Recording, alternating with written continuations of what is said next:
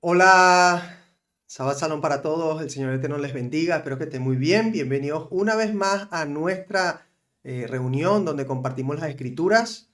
Eh, También bienvenidos los que nos están viendo por primera vez en esta grabación. Bueno, les invito desde ya a que puedan cada semana conectarse con nosotros en vivo. Yo siempre dejo los enlaces aquí en las descripciones para que usted pueda conectarse, dejar sus preguntas y respuestas, así como hay varios hermanos conectados con nosotros en Venezuela. Hay varios hermanos. Yo voy a poner una cámara porque en una de esas cámaras se ven los que están juntos allá, porque se han decidido juntar varios allá. Yo les voy a poner por aquí a mis hermanos que están allí. Miren cómo están allí, todos tan bonitos que se ven allí estudiando las escrituras con nosotros. Entonces yo les invito a ustedes eh, si usted quiere unirse a este grupo que cada semana estudia las escrituras, entonces usted pueda conectarse a través de este enlace. Bueno, mi familia, hemos llegado a la última parashá de Bereshit, a la última parashá de Génesis, o la última porción de Génesis, ¿vale? Y ahora, pues, siendo la última de Génesis, vamos a ver que se dejan unas bases bastante profundas en lo profético, que vamos a ver cómo tienen una influencia tremenda de ahora en adelante en lo que ahora es Israel. Sabemos que a partir de ahora va a crecer la familia de Israel para comenzar a ser el pueblo tan maravilloso, grande e incontable como las estrellas del cielo que le prometió el Señor a Abraham, a Isaac y a Jacob.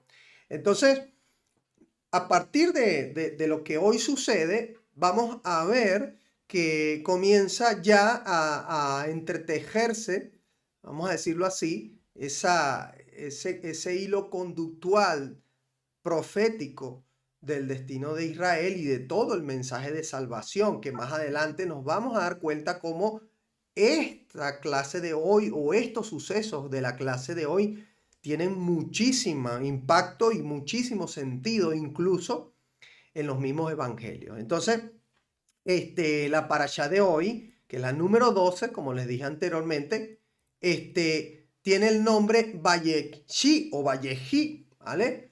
Que significa, y él vivió, ¿vale? Como cada semana les recuerdo que es la primera frase con que comienza la porción la que le da el nombre.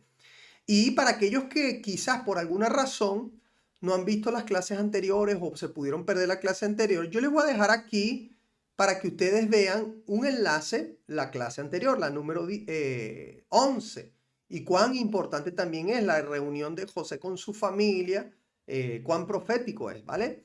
Eh, y bueno, también para aquellos que no han visto ni una sola y de pronto quieren comenzar en ese tiempo libre en la semana a ver estas 11 clases anteriores para ir al día cada semana, yo también le voy a dejar un enlace por aquí, la clase número 1, ¿vale? La parasha número 1, que es la Bereshit. Y bueno, sobre todo aquellas personas que están viendo nuevo esta clase o por primera vez están llegando a este tipo de información y quisieran comenzar desde el principio a ahondar, ¿vale? Entonces, hoy vamos a comenzar a ver muchas cosas que el Señor nos va a mostrar en esta parashá.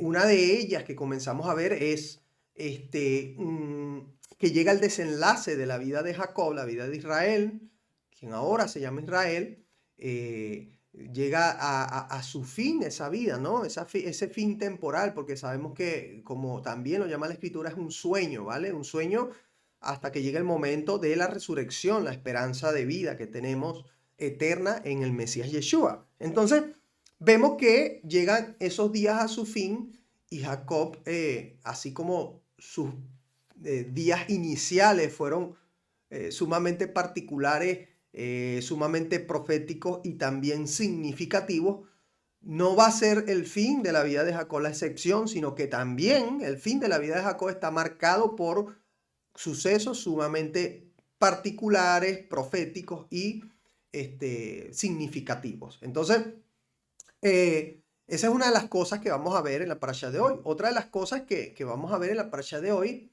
es cómo Dios pone orden a lo que va a ser la descendencia de Jacob. Pone a cada uno, o digamos que pone a cada uno en su lugar a través de Jacob. proféticamente y también además restituye ese lugar que José perdió por causa de haber sido llevado a Egipto por todos esos años. Entonces, digamos que en esta parashá, Jacob o Israel afirma el lugar de José y además por doble porción, ¿vale? Por doble porción. El lugar que le afirma es el lugar de primogénito, ya lo vamos a ir viendo, ¿vale? ¿Qué más podemos ver en esta parasha de hoy? Vamos a ver también que si es verdad que no se comenta prácticamente nada más de la vida de José, es también un mensaje para entender que el propósito de José se había cumplido. Pues ¿no les causa a ustedes curiosidad que hemos dedicado 3 parashá, varios capítulos, ¿vale? Unos 10 capítulos o más, si no recuerdo bien, a la vida de José? Sin embargo, una vez que todo Israel está en Egipto y se reúne toda la familia, vemos que ya no se nombra nada, digamos, significativo de la vida de José, sino que vemos que pasan, por ejemplo, 17 años más y muere Jacob, y luego, a partir de eso, José vive hasta los 110 años cuando muere. Eso es lo que más nos enteramos de la vida de José, que además, pues, otra de las cosas que nos enteramos es que fue, digamos, sepultado allí en Egipto, en un ataúd, que posteriormente vamos a ver cómo Israel cuando sale de Egipto se lleva los huesos de José, y poco más, poco más. Pero yo creo que aquí lo que nos está dando la escritura, que la escritura no tiene nada de sobra, nada extra, nada que no debamos saber, y ni se le escapa nada. Al contrario, cada detalle que está puesto en la escritura nos hemos dado cuenta, sobre todo de que venimos creciendo en este camino, ¿vale? Nos hemos dado cuenta que no es casualidad o que no está puesto solo por narrar, como si nos enseñaron antes, o no nos enseñaron, pero como no nos afirmaron que la escritura era, ¿vale? Entonces, precisamente por eso, como ya la vida de José ha llegado a su plenitud en cuanto a propósito, pues no vemos ninguna otra cosa que demarcar. Más bien, ahora se enfoca en Israel, en lo profético que va a ser del resto de la vida de Israel, a partir de ahora, ¿vale? En adelante. Entonces, la semana siguiente ya vamos a ver que entramos en Shemot, o sea, en Éxodo, y ya vamos entonces a comenzar a ver la historia digamos, el desenvolvimiento de Israel en el imperio egipcio y sobre todo como en la época de la esclavitud.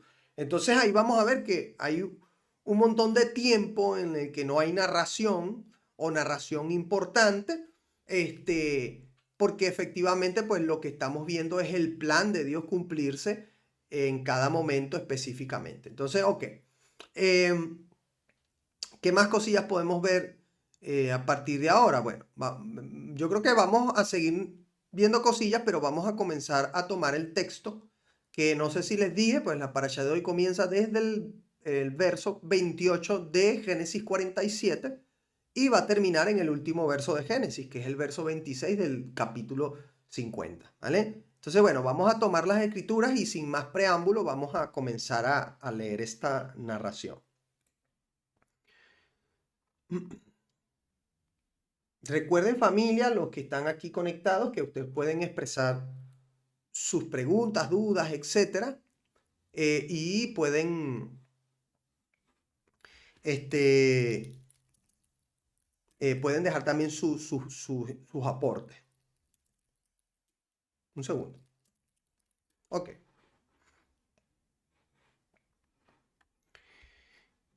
Les comparto allí. Vamos allí. Perdón. Un segundo. Creo que no está. Ok, ahora sí. Dice así, familia. Y vivió Jacob en la tierra de Egipto 17 años. Y fueron los días de Jacob, los años de su vida, 147 años. Creo que no es casualidad que los años que tuvo Jacob de plenitud con José en Egipto, o sea, plenitud me refiero, estuvo con él, ya no se perdió más de la vida él, fueron los mismos años que también tuvo con José de niño o de joven, de niño y joven, ¿no? 17 años se fue José a Egipto, ¿no? Creo que no hay nada de casualidad aquí, ¿no? Ok, continuamos. Y dice, y llegaron los días de Israel para morir y llamó a José, su hijo, y le dijo, si he hallado ahora gracia en tus ojos, te ruego que pongas tu mano debajo de mi muslo y harás conmigo misericordia y verdad. Vemos una vez más especie de ritual de juramento, ¿vale? Que más adelante podemos tratarlo en otra clase, cómo los originales en hebreo realmente dicen que era este juramento. Dice, te ruego que no me entierres en Egipto, mas cuando duerma con mis padres, me llevarás de Egipto y me sepultarás en el sepulcro de ellos. Y José respondió, haré como tú dices. Juró allí con ese ritual, ¿no? De juramento. E Israel dijo, júramelo. Y José le juró. Entonces Israel se inclinó sobre la cabecera de la cama. ¿Vale? Cosa aquí a destacar que cuando dice que Israel se inclinó, hizo un esfuerzo para inclinarse, lo llama como Israel, cuando antes le llamó Jacob. Entonces continúa el texto y dice,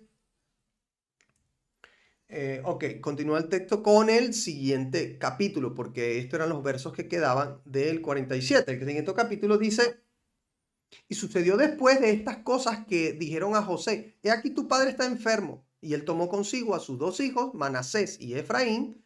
Mira cómo los ponen en el orden de nacimiento. Manasés el mayor, Efraín el menor, y luego vamos a ver cómo la cosa cambia. Dice, y se lanzó a saber a Jacob, diciendo, he aquí tu hijo José viene a ti. Entonces se esforzó Israel, fíjense, se esforzó Israel y se levantó sobre la cama. ¿Vale? Primero dice, se le hizo saber a Jacob y luego dice, se esforzó Israel. Creo que tampoco es casualidad esto que vemos en el texto, sino que hay una intención allí. ¿Vale? Y dijo a José, el Dios omnipotente me apareció en la luz en la tierra de Canaán y me bendijo. Y me dijo, he aquí yo te haré crecer y te multiplicaré y te pondré por estirpe de naciones y daré esta tierra a tu descendencia después de ti por heredad perpetua. Y ahora tus dos hijos Efraín y Manasés, fíjate que ahora comienza Jacob a desentrañar lo que va a hacer. Porque ya ahora no dice, primero la narración dice Manasés y Efraín, pero ahora Jacob, que es el que está hablando, porque aquí literalmente se está diciendo lo que él está diciendo. Entonces el mismo Jacob dice, tus dos hijos Efraín y Manasés. Pone a Efraín de primero. Entonces ya vamos viendo lo que viene. Dice que te nacieron en la tierra de Egipto, antes que viniese a ti la tierra de Egipto, míos son.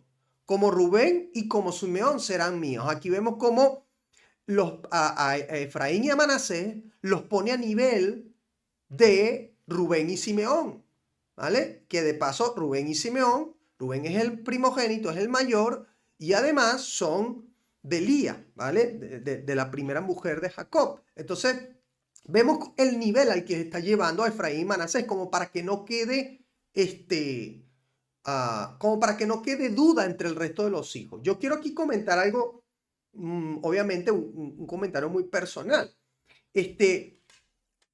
Cuán respetados eran en ese tiempo los padres, ¿no? Y la gente mayor, la gente con experiencia, cuán respetados eran, que a pesar de que en el pasado los hijos de Jacob se comportaron mal conforme a José y le hicieron un mal a su padre, vemos que aquí en el hecho de su muerte y habiendo estudiado en la clase pasada que efectivamente hubo un cambio de postura, un arrepentimiento de parte de los hermanos de José, hubo un cambio total en sus vidas, nos damos cuenta que se afirma este cambio, vamos a decirlo así, este teshuvá, este arrepentimiento, se afirma en este último historia o este último pasaje, cuando Jacob está dando instrucciones a sus hijos. ¿Por qué? Bueno, familia, vamos a estar claros. El tema de herencia en las familias es bastante. complicado. Es tema de que muchas familias terminan divididas, terminan peleadas, terminan odiándose incluso. ¿Por qué? Por la herencia, por el legado del padre, ¿vale? O del padre, la madre, etc. Entonces, en este caso, nosotros vemos cómo Jacob, para asegurarse de que lo que está diciendo, lo está diciendo con suma importancia, entonces pone a Efraín y a Manasés al nivel de sus hijos primeros, de Rubén y Simeón, de la primera mujer. Entonces dice, a este nivel estoy poniendo a Efraín y a Manasés, como dejándolo sumamente claro, pero volviendo a lo que les decía de cómo cambian los tiempos, que en ese tiempo las personas mayores eran sumamente respetadas, más si eran los padres, y lo que ellos decían aún después de su muerte era sagrado, era cumplido. ¿Por qué? Bueno, si los hijos de Jacob no hubiesen reflexionado, no hubiesen tomado en serio a su padre, no hubiesen tomado en serio lo que sucedió con José en Egipto, etcétera, pues después que Jacob hubiese muerto y hubiesen dicho, mira, lo que dijo el viejo, fino, cuando estaba vivo, ok, pero ya que murió, aquí Manasés, Efraín, ¿qué es eso? No, tú no vas a venir a ponerte por encima de nosotros, ni al nivel que nosotros, nada de eso. Ustedes son sobrinos. Ustedes aquí no tienen voz ni voto. ¿Cómo es eso que al nivel nuestro? No, no, no, no. Pudieron haberlo hecho, ¿verdad? Aquí hay cosas que no nos narra, o sea, que la historia nos narra, pero a la vez no nos narra porque son cosas especulativas, pero que son para reflexionar. Y a mí me hace mucho reflexionar esto porque hoy en día es diferente. Hoy en día, no, ¿qué va a saber ese viejo enclenque si se está muriendo? Si está mascando el agua. No, eso que dice, lo está diciendo porque está desvariando. No, ni siquiera puede ver. De hecho, Jacob ya no veía muy bien. Ojo, pudieron haberlo tomado como excusa. No, ni siquiera puede ver bien o no, ya sí ni sabe lo que dice. Mira cómo se equivocó poniendo la mano de derecha, que lo vamos a ver ahora, sobre Efraín. Mira cómo ya el viejo no está en sus cabales. Hoy en día quizás hubiese sido así. Pero aquí podemos ver que Jacob muere y esto es, hasta el sol de hoy, Efraín y Manasés son de las tribus de Israel. ¡Wow! Tremendo. Cosas que quizás no nos enseña directamente el texto, pero que si nos detenemos un poco a reflexionarlo, nos está enseñando aquí la fidelidad de los hijos de Israel a su padre, la honra. Honra a tu padre y a tu madre. ¿Ves? La honra. Si mi padre dijo esto, él sabe por qué lo dice. Y si fue su orden, nosotros la vamos a cumplir. Ok, continuamos, familia. Dice que como Rubén y Simeón serán míos. Dice, y los que después de ellos has engendrado serán tuyos. ¿Ve? O sea que José no tenía nada más a Efraín y Manasés, tenía más hijos. ¿Ve? Cosa que quizás la tradición no nos hace entender mucho. Aquí la Biblia lo aclara. Dice, los que después de ellos has engendrado serán tuyos. Por el nombre de sus hermanos serán llamados en sus heredades. Dice, porque cuando yo venía de Padán Aram, se me murió Raquel en la tierra de Canaán, en el camino, como media legua de tierra viniendo a Efrata. Y le sepulté allí en el camino de Efrata, que es Belén. Y vio Israel los hijos de José, y dijo, ¿quiénes son estos? Y respondió José a su padre, son mis hijos que Dios me ha dado aquí. Fíjate cómo no veía bien, ¿vale?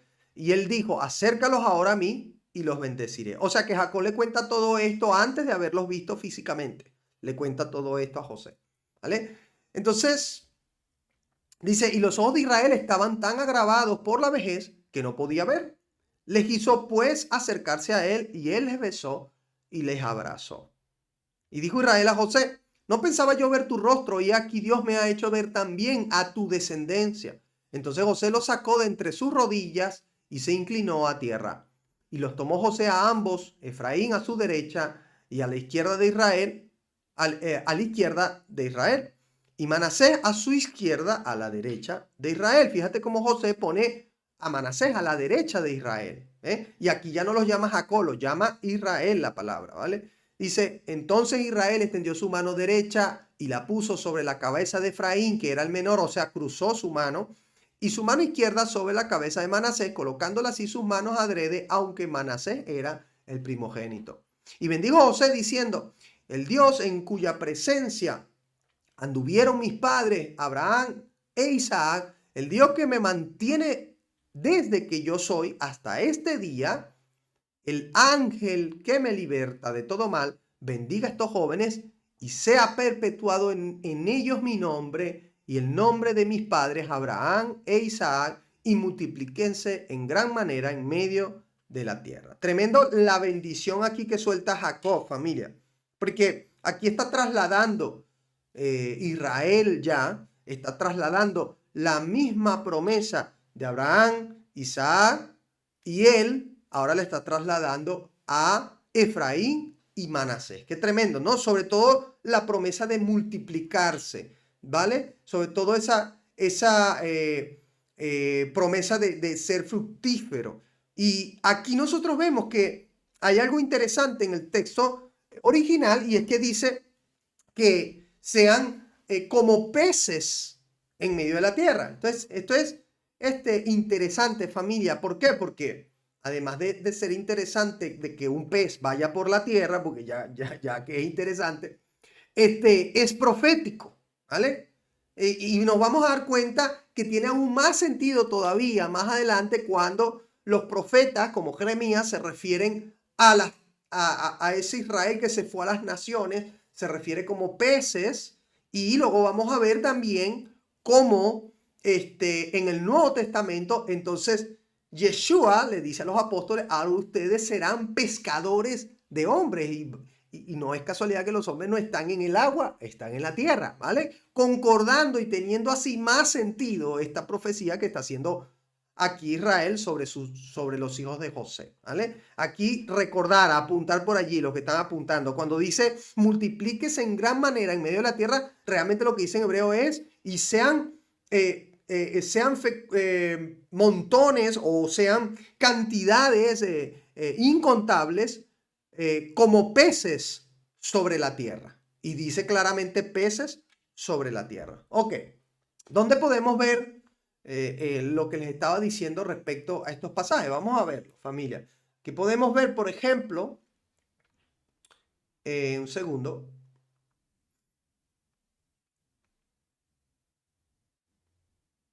Jeremías 3, 31, 9. Vamos a Jeremías 31, 9, que dice,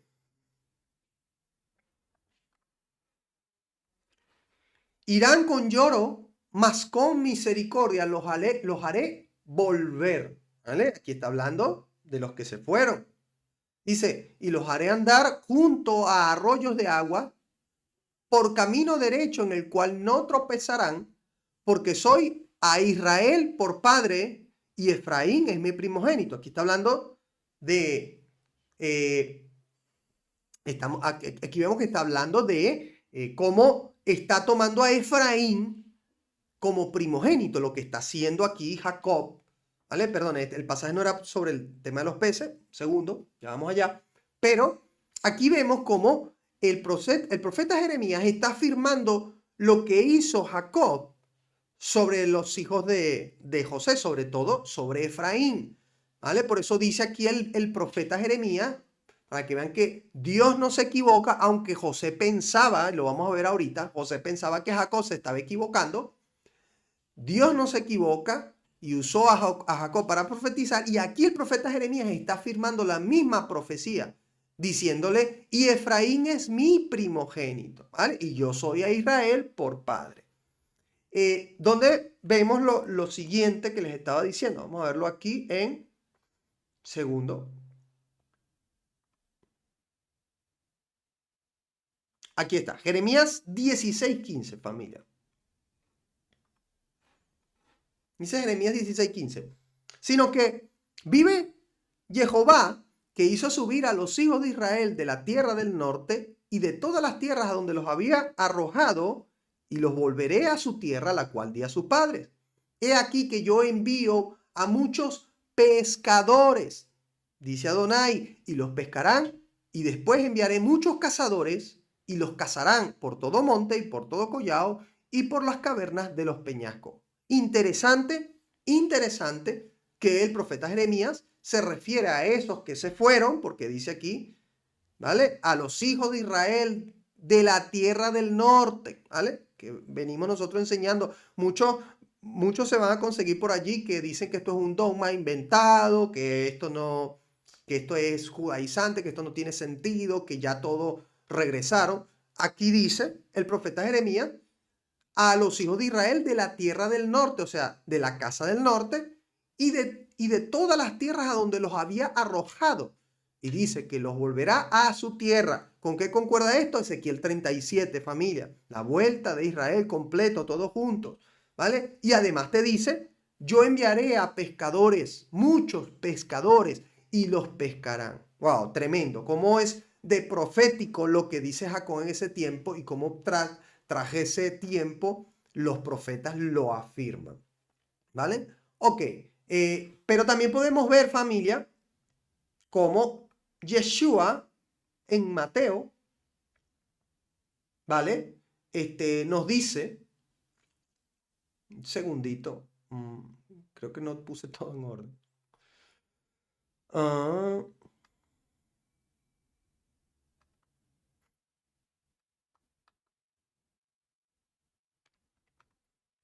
o creo que no lo apunté.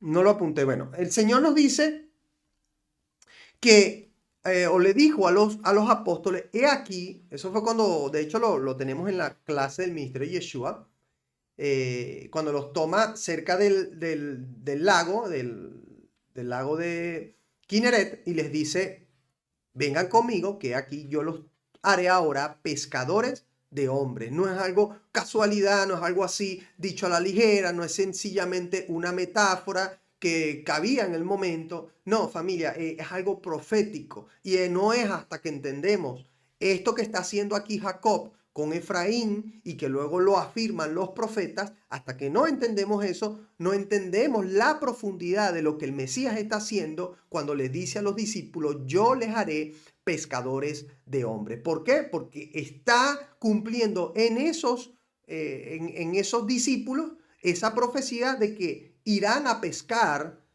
al resto de Israel. Por eso es que no es casualidad también que luego el Señor les dice, cuando tomó a los 70, ¿vale? Y los bendijo, que les dice, no vayáis por camino de gentiles, ni vayáis por sitio de samaritano, sino id primero, ¿a dónde? A las ovejas perdidas de la casa de Israel. ¿Para qué? Para que se cumpliera lo dicho por los profetas, que él enviaría pescadores a pescar a todos los de la casa del norte de Israel, a donde fuera que se hubiesen perdido. ¿Cómo concuerda toda la escritura cuando la tomamos como un todo y no tomamos versos para hacer dogmas, para afirmar lo que nos habían enseñado? No, sino que tomamos toda la escritura para tomarla como toda una misma historia, ¿vale? Ok, continuamos con lo que estábamos leyendo de Génesis. Um,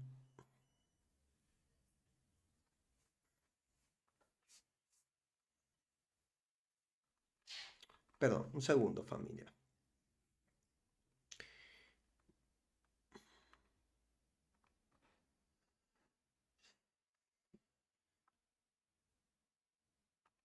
Ok.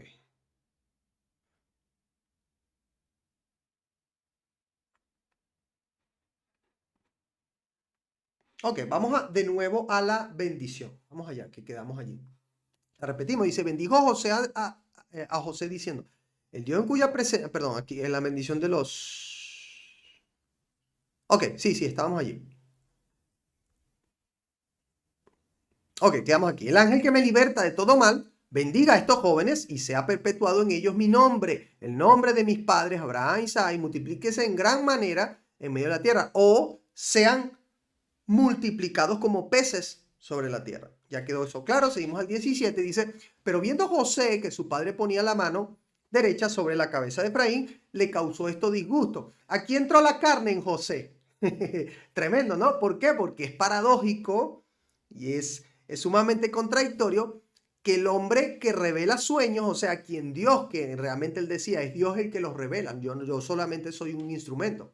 El hombre a quien Dios usaba para revelar sueños y revelar los misterios proféticos, en este momento no entendió lo que estaba sucediendo. ¿No se han dado cuenta, familia? No entendió lo que estaba sucediendo y le deja que le entre su carne y dice, no, papá, ¿qué pasó? Te estás equivocando. Y se ofende en cierta manera porque, claro, para él es importante que se identifique quién es el mayor de sus hijos, quién es el primero. Yo sé que esto es sumamente significativo para todo padre. El primer hijo le representa muchas cosas a un padre, ¿no? Entonces aquí José le entra la carne y dice, ¿qué es esto, papá? Te estás equivocando. Dice, y asió la mano de su padre para cambiar de la cabeza, para cambiarla de la cabeza de Efraín a la cabeza de Manasés. ¿Vale? Dice, y digo, o sea, su padre, no así, padre mío, porque tú estás en porque este es el primogénito. Pon tu mano derecha sobre su cabeza. Mas su padre no quiso y dijo, lo sé, hijo mío, lo sé. También él vendrá a ser un pueblo y será también engrandecido, pero su hermano menor será más grande que él y su descendencia formará multitud de naciones. Otra palabra sumamente profética que va a tener influencia en lo que viene en adelante, ¿vale?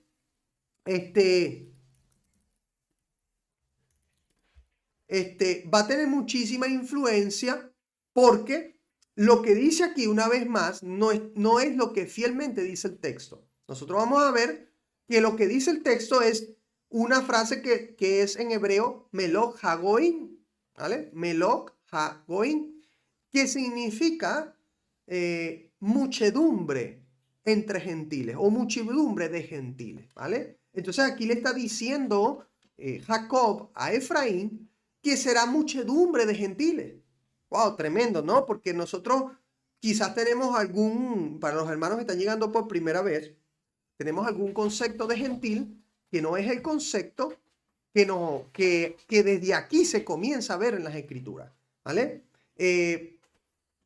Más adelante nosotros vamos a ver cómo se cumple esto cuando, lo hemos dicho en varias clases, el reino de Israel, la casa del norte, y lo hemos dicho aquí en Jeremías, es tomado por los asirios y llevado y además perdidos entre las naciones, no volvieron más nunca, sino que se volvieron ese Melojaoin, esa multitud de gentiles se volvieron ellos, ¿vale? Perdieron su Dios, perdieron sus costumbres, perdieron la ley, etcétera.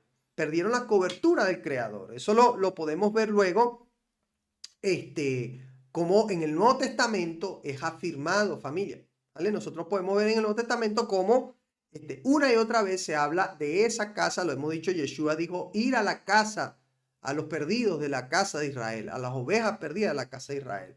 ¿Vale? Entonces de todo esto se va demostrando de qué se trata todo el Evangelio, familia, de qué se trata toda la historia que el Señor tuvo o tiene para con Israel. Vamos a continuar con el texto sin profundizar más ahí. Dice, y los bendijo aquel día diciendo, en ti bendecirá Israel, diciendo, hágate Dios como a Efraín y como a Manasés. Y puso a Efraín antes de Manasés. Una vez más, afirma que puso a Efraín antes de Manasés. La afirmación en hebreo, familia. Y dijo Israel a José, he aquí yo muero, pero Dios estará con vosotros y os hará volver a la tierra de vuestros padres. Y yo te he dado a ti una parte más que a tus hermanos, la cual tomé yo de mano del amorreo con mi espada y con mi arco. ¿Vale? Dice, ok, a ver, un segundo. Ok, aquí vemos que está inmersa la promesa de volver a la tierra y de reafirmar a José como parte legítima dentro de Israel. Y me causa mucha también curiosidad y pudiera también sacar conclusiones especulativas, familia. Y es que nosotros vemos a un José que durante muchos años en Egipto está sumamente acomodado, ¿vale? ¿Cómo no estaría acomodado un segundo al mando, ¿vale? Estaría con lo mejor de lo mejor, con riquezas, con las mejores viviendas, bueno, con todo lo mejor que usted pueda ver, ¿vale? Y aún así Jacob le dice, la tierra que Dios nos prometió y que es mía, tú vas a tener una parte en esa tierra. José pudo haber dicho, no, papá, tranquilo, dásela a mis hermanos que yo estoy aquí tan tranquilo con todo esto que tengo aquí en Egipto. Y aquí me quiero quedar y que mi generación, mis hijos, Efraín, Manasés y todos los demás, pues aquí van a tener mejor, van a tener más dinerito, posición, van a estar seguramente entre los gobernantes. Pudo haber hecho esto, ¿sí o no? Vamos a ir al hoy. Vamos a ser sinceros, familia. ¿Qué hubiésemos hecho hoy? ¿Ah? Sobre todo los que quizás han logrado mejores, vaga la redundancia, logros, posiciones, etcétera, propiedades, y de pronto su padre le dice, mira, una partecita del terrenito que te tengo aquí en Venezuela, te vas a venir porque aquí está tu parte con tus hermanos. Va a decir, Mick. Pero fíjense ustedes que aquí podemos ver, familia, también cómo José entendía lo profético y cómo a pesar de que ellos estaban muy bien acomodados allí, José entendía que su lugar era con Israel y que la razón por la cual el Señor le había traído a Egipto no era más que precisamente resguardar ese futuro de Israel, afirmar de que Israel era el propósito. Entonces, vemos que aunque no lo dice el texto, podemos sacar una buena enseñanza, reflexión de ahí, como decíamos antes, una enseñanza espiritual. Podemos sacar que aunque Dios te lleve, familia, por sitios o por logros, familia, no podemos perder el objetivo, el propósito del Señor con respecto a quiénes somos, de dónde venimos, nuestra identidad, tenerla sumamente clara y por lo tanto cómo debemos comportarnos y a dónde realmente debemos ir. ¿Vale? Aquí lo tuvo claro José, su descendiente, porque al final todos salieron cuando Israel salió de Egipto y abrazaron esa identidad de israelita. Y ¿sabes lo fuerte que debió haber sido, por ejemplo, para los hijos de José, que quizás tenían ya una identidad un poco egipcia? Porque seguro que José les hablaba del pasado de Israel, pero vamos a estar claros, el sistema influye. Y seguro la comodidad del sistema, cómo te vistes, cómo andabas en el sistema, influye. Y eran egipcios, ¿vale? De madre egipcia además.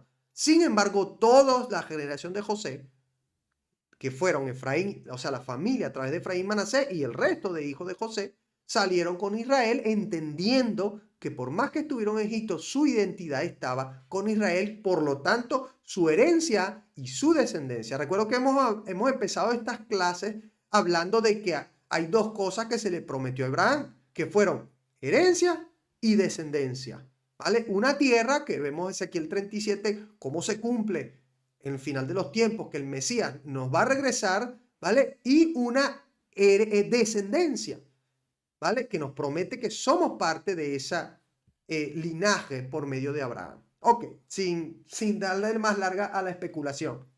Pero era interesante esto, familia. Continuamos ahora con el capítulo, perdón, un segundo.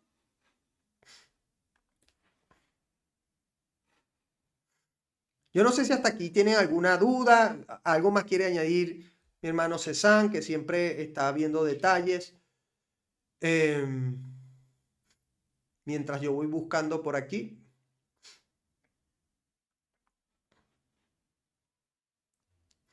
Fíjense cómo, yo voy a poner aquí, cómo esa promesa de esa herencia, de descendencia, de ese volver a casa, de esa identidad se afirma, por ejemplo, desde el momento en el que es anunciado el Mesías, ¿vale?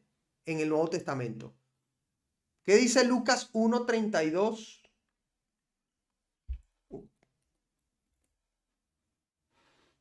Ahí vamos. Lucas 1:32 dice, al 33 dice, este será grande y será llamado Hijo del Altísimo, y el Señor le dará el trono de David, su padre. Ya le está dando una conexión con Israel. Dice, y reinará sobre toda la casa de ¿quién?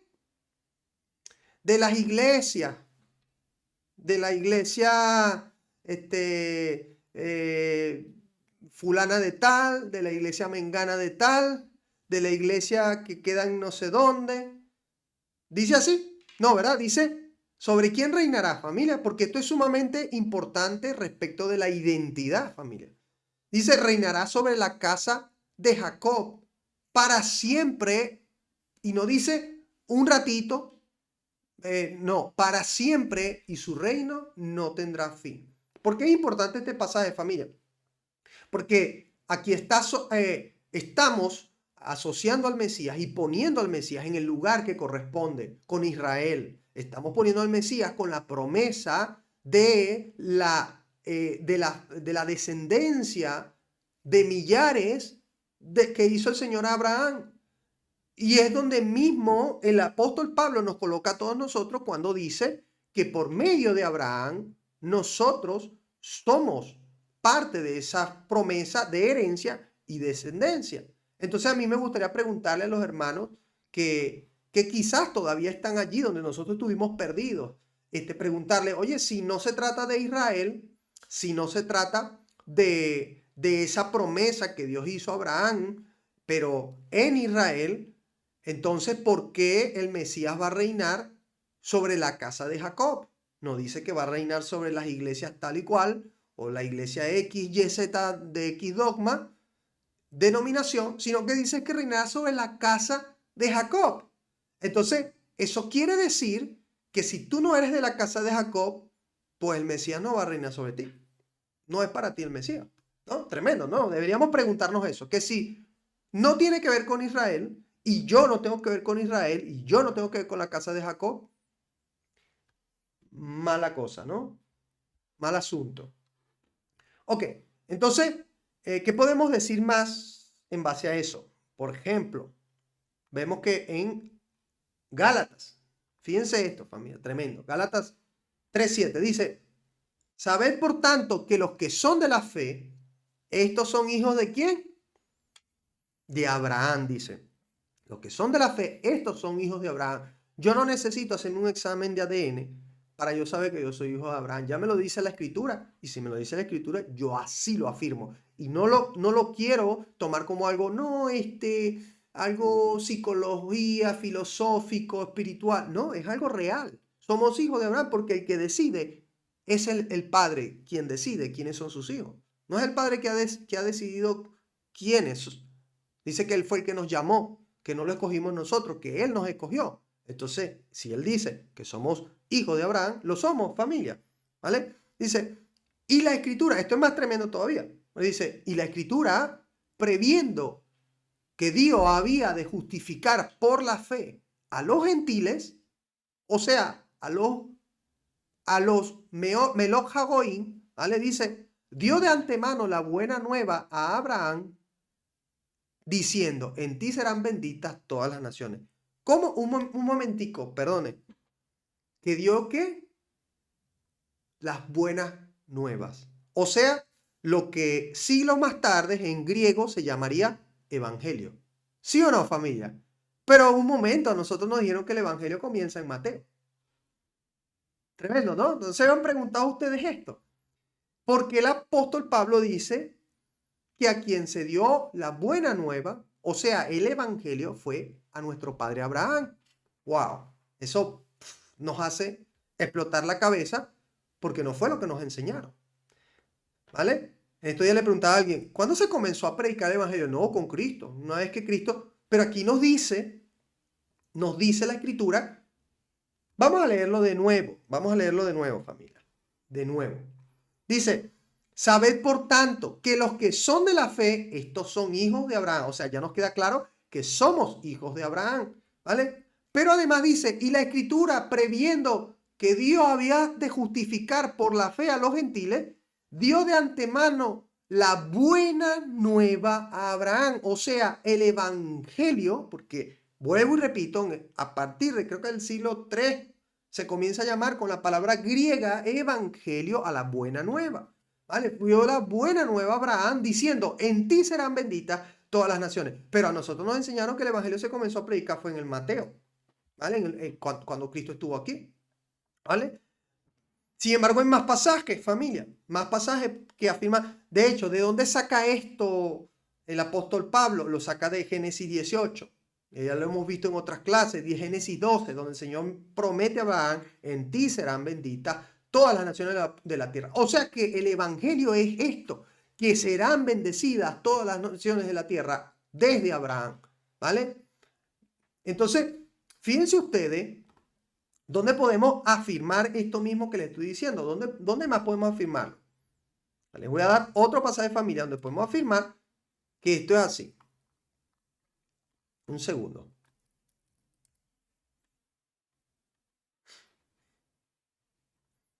Esto es... David, dame un segundo. Sí. ¿Me escuchas? Sí, ¿quieres añadir algo? Amado. Sí, sí. Sí, para comentar lo que vienes diciendo, el detalle de justificar es esto, Ujú. que el sistema religioso nos enseñó que realmente No se te... vamos Perdona, no para se el... te ve la cámara. ¿Tienes cámara o no? Ah, sí, sí tengo. Vale, ponla, porfa, Para para que la... ponerte entonces aquí en la pantalla.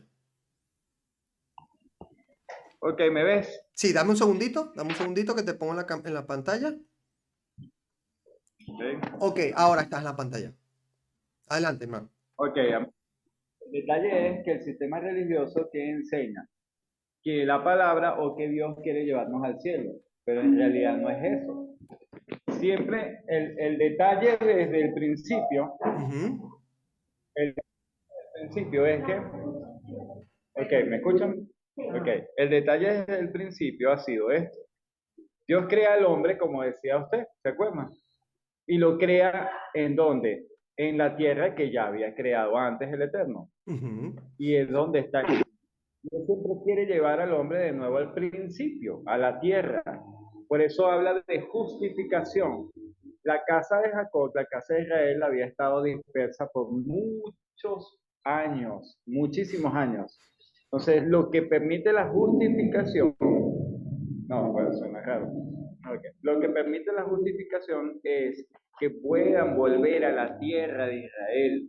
Por eso dice que el Mesías va a reinar sobre la casa de Jacob, en ujú. la tierra, cuando vuelvan todos, que ya lo vemos hace unos minutos, el título que todos volverán a la tierra. Yo sé que eso suena extraño para usted, pero en Apocalipsis 21, que ya es el final para los que conocemos el Nuevo Testamento, dice muy claro que Dios vendrá del cielo a la tierra, porque ya el cielo y la tierra serán renovados, cosa que no enseña el sistema religioso, que no enseñan los hombres. Usted me decía que solamente en las iglesias católicas hay una sola persona que enseña, pero que la gente no quiere estudiar la Biblia. Pero la Biblia dice eso. Entonces, ¿qué pasó con las personas que estaban en el desierto, que no creyeron al Eterno que los iba a llevar a la tierra prometida? ¿Qué pasaba? No creyeron, los que no creyeron, que fueron de los 12, 10. Y esos 10, ¿qué les pasó? Quedaron en la tierra del desierto. Solo dos pasaron con sus hijos. Y los hijos de los que estaban allá que no creyeron, o sea, las generaciones mayores, no creyeron y quedaron. Pero los hijos de Israel sí pudieron pasar, porque creyeron. Ahora nos toca a nosotros tomar ese camino, creer, como decían esta mañana, creer en fe y en acción. No solamente que sí yo creo, no, fe y acción. Cuando el Eterno llame, salir hacia donde Él diga, que es su tierra. Y la Amén. palabra nos dice que es la tierra de Israel. ¿Sí o no, amado? Tremendo, así es. Es que por eso es que Eso. venimos diciendo, gracias, mi hermano, por esa tremenda aclaración, porque es una aclaración. Es tremendo, familia, porque justamente es lo que venimos diciendo desde el principio, desde Génesis, que todo se trata de una promesa de qué? De herencia y descendencia. Herencia y descendencia. Una descendencia es personas, es ¿cómo se llama? Genética, personas, nacimientos, muchas familias y herencia, ¿qué es? Una tierra, ¿vale? Cuando alguien, oye, te herede algo, normalmente una casa que está pegada en una tierra, o sea, un sitio, es una identidad completo el tema de una herencia y una descendencia. Todo eso te identifica con un pueblo. Todo eso te identifica que perteneces a sí, a un pueblo, familia. Y es todo lo que nos está enseñando aquí la Escritura. Vamos a repetir. Yo quiero leer Hebreos para que ustedes entiendan lo que les venía afirmando, que desde el principio se enseñó el Evangelio. Pero yo quiero repetir lo que dice Lucas en el verso 33 del capítulo 1, porque es afirmar, ¿vale? Un segundo para que lo vean en la pantalla. Es afirmar, familia, lo que estamos diciendo.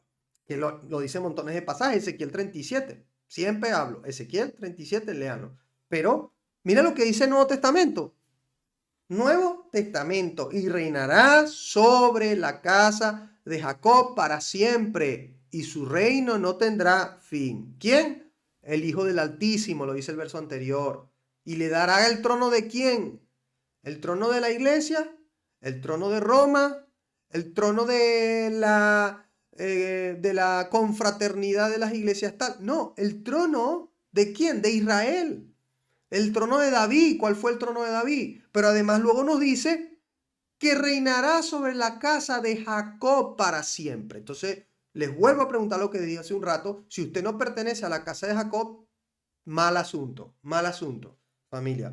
Entonces, ahora les quería leer para afirmar lo que les dije de que a Abraham se le habló del evangelio.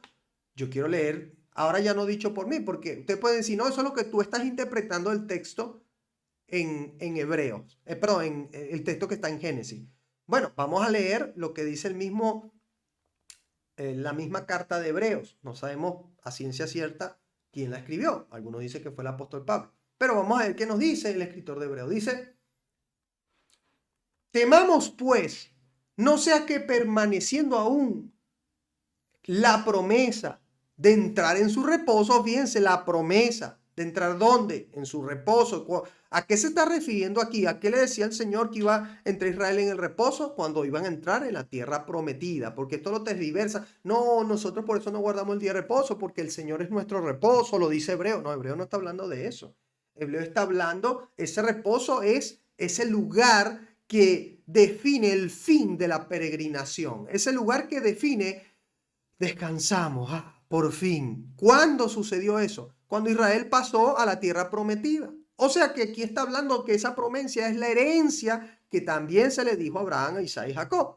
Entonces, dice, no sea pues que permaneciendo aún la promesa de entrar en su reposo, algunos de vosotros parezca no haberlo alcanzado, porque también a nosotros, fíjense lo que dice aquí, que es donde quiero ir, porque también a nosotros se nos ha anunciado la buena nueva, o sea, el evangelio, como a ellos. ¿A quiénes? Mira lo que a quiénes se está refiriendo. Pero no les aprovechó el oír la palabra por no ir acompañada de fe los que la oyeron. Y aquí afirmamos, familia, lo que dice Santiago, que la fe sin obra es muerta, que la fe es medida por el obrar con los mandamientos, con las ordenanzas.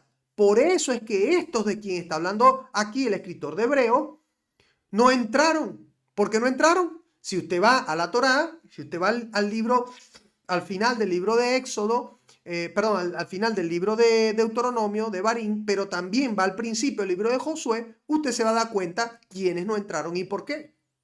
¿Vale? Y además en Éxodo, perdón, en Éxodo fue donde se les dijo ya, se les profetizó que no iban a entrar.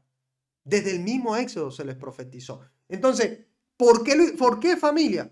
Y dice aquí el apóstol Pablo, el apóstol Pablo no, me perdona, el escritor de Hebreo, de esa manera lo enseña a quienes están leyendo que ya saben qué es la fe en el primer siglo, más nosotros hoy en día no lo entendemos, ¿vale? Dice, pero no les aprovechó el oír la palabra o el oír la Torá, que era lo que oían ellos en el desierto, por no ir acompañada de ¿qué? De fe, o sea, de obediencia a los mandamientos, de obediencia a los estatutos, ordenanzas. Y cómo, esto no es mi interpretación, familia. Si usted lleva este pasaje, vuelvo y repito, a la historia, se va a dar cuenta que la razón por la cual estas personas no entraron a la tierra de reposo es porque violaron los mandamientos del Señor. Ah, bingo, bingo, ¿por qué? porque aquí estamos entendiendo lo que Santiago o San Jacobo, ¿vale? San Jacob, en su capítulo 2 de su carta, nos dice que el que dice que tiene fe y no tiene obras, es como un cuerpo sin vida, pero como un cuerpo sin espíritu, que está sin vida. Y dice el apóstol Santiago, dime esa fe que tú dices sin obra y yo te mostraré mi verdadera fe por las obras. ¿Por qué? Porque fue lo mismo que les pasó a esta gente en el desierto. Una fe, entre comillas, sin obra. O mejor dicho, quebrantando las obras que debían hacer, quebrantando los mandamientos del Eterno. Tremendo, familia. Entonces ya se nos comienza a hablar de evangelio. ¿A quiénes? A ellos que estuvieron en el desierto. Dice, pero los que hemos creído, entramos en el reposo de la manera que dijo, por tanto juré en mi ira, no entrarán en mi reposo, aunque las obras suyas estaban acabadas desde la fundación del mundo. Tremendo, familia. Porque aquí nos está diciendo el escritor de Hebreo que ya ese evangelio había sido predicado y que ese evangelio eran esas ordenanzas y mandamientos. Porque en cierto lugar se dijo así del séptimo día, y reposó Dios de todas sus obras en el séptimo día. Y otra vez aquí no entrarán en mi reposo. Mira lo que dice el 6. Por tanto, puesto que falta que algunos entren en él y aquellos a quienes primero se les anunció la buena nueva no entraron, ¿por causa de qué? De desobediencia. Mira lo que dice, repito, por lo tanto, puesto que falta algunos entren en él y aquellos a quienes primero se les anunció la buena nueva, o sea, el evangelio, no entraron por causa de desobediencia. ¡Wow! Familia, tremendo.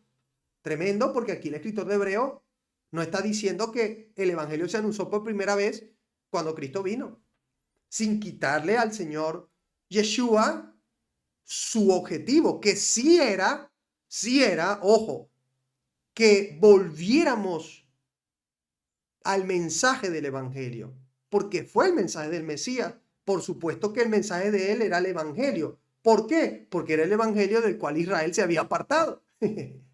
Por supuesto que el mensaje del Mesías era el evangelio, porque era el mensaje de volvamos a obedecer todo aquello que decidimos quebrantar desde el mismo momento en que se nos dio en el desierto, desde el mismo momento en que luego entramos a la tierra prometida, decidimos quebrantar una y otra vez. Volvamos a esa buena noticia, a esa manera de vivir que quiere el Eterno, de justicia para todos nosotros. Ese era el mensaje del Mesías, ¿vale? El mensaje que ya se le había predicado a Abraham en aquel tiempo, ¿vale? Mateo 23, familia, es que no da tiempo de que repasemos lo mismo, pero se lo digo porque hay personas que siempre nos ven por primera vez. Lea Mateo 23, que está enseñando el Señor, los mandamientos, ¿vale? Juan 7, que está enseñando el Señor.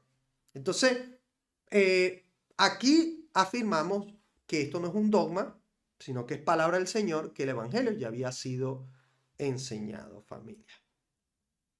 Vale, ok, continuamos porque, claro, sé que usted puede pensar que nos hemos desviado, pero es que todo lo que está sucediendo con los hijos de José es sumamente profético porque tiene que ver con todo el mensaje del Evangelio, como Jacob, cruzando sus manos, profetiza con la mano derecha que tendría que ser para el mayor, lo hace ahora sobre el menor, que es Efraín, y les dice, ustedes serán Meloc Hagoim, serán multitud de gentiles. Ya les profetiza que se iban a ir entre los gentiles y además les dice, serán como peces, estamos repasando, serán como peces en la tierra, no en el mar, en la tierra. Y por eso vemos que Jeremías luego afirma, los pescaré a donde sea que vayan en las naciones, y Yeshua le dice a los apóstoles, los enviaré como pescadores de hombres. ¡Wow! Se termina de engranar todo el mensaje profético del Evangelio desde que el mismo Jacob pone las manos sobre los hijos de José. Ok, entonces vamos a continuar ahora sí con la narración de la historia.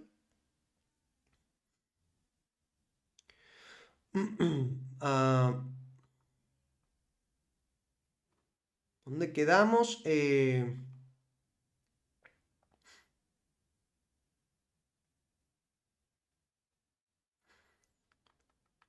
Vale, dijimos que íbamos para ahora el 49, ¿vale?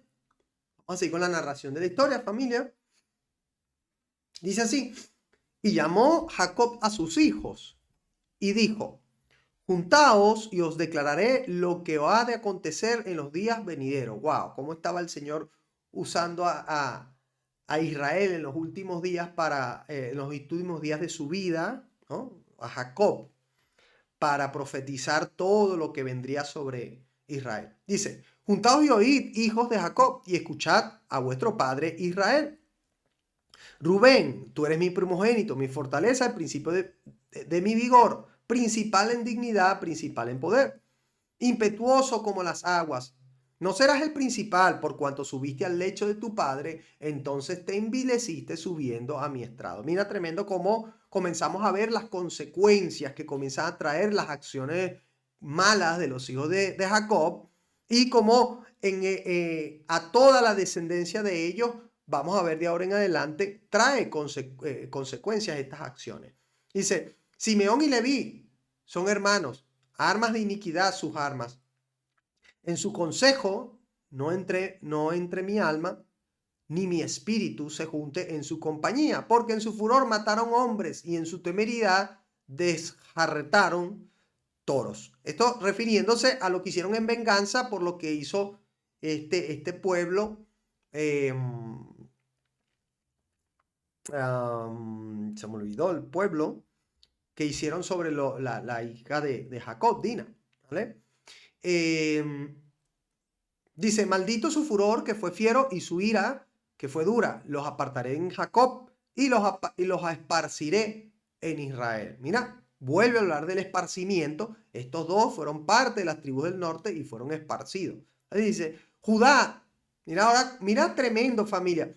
No pierde mucho o no dedica mucho tiempo a Rubén, Simeón y Leví. Vamos a ver qué pasa con Judá. Dice, Judá, te alabarán tus hermanos, tu mano en la cerviz de tus enemigos. Los hijos de tu padre se inclinarán a ti. Recuerden que hemos hablado en la parashá pasada, familia, que Judá reivindicó sus acciones, ¿vale? Las acciones que tuvo contra José y también las acciones que tuvo contra Tamar. ¿Cómo lo reivindicó? Intermediando, poniéndose de intercesor, poniendo su vida por la de Benjamín. Y lo hizo ante José, pero también lo hizo ante Jacob, su padre. ¿Vale? Reivindicó su propósito de intercesor o de ponerse por otros. ¿Vale? ¿Vale? Y aunque vemos que proféticamente sobre José cuando dice, o sea, se cumplió, digamos, esa sombra del Mesías sobre José cuando dice, tranquilos hermanos, porque he sido puesto para todo esto, para que así muchos vivieran.